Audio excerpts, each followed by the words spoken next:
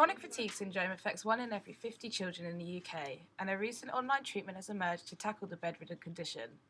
With the therapy successfully treating 2/3 of children with chronic fatigue, the question has risen upon whether we should be treating a biological disease with psychological behavioural treatment. Over 700 children and teenagers participated in the online treatment, making it one of the largest studies to take place for chronic fatigue syndrome.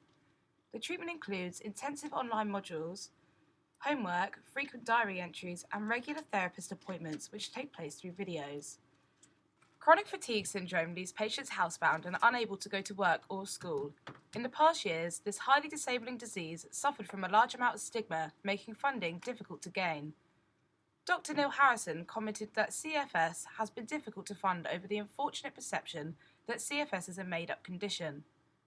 However, despite a high success rate, activists are asking why psychological treatment is being used to treat something that's been proven to be biological.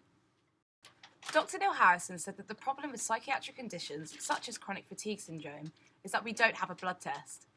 Dr. Harrison is currently working on a study which is aiming to prove that a connection exists between inflammation and psychiatric conditions such as depression and CFS.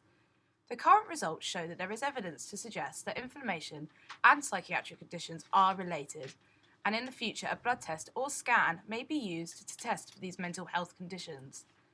Whether chronic fatigue is a biological condition or psychological, at least a crippling disease is finally getting the attention it deserves.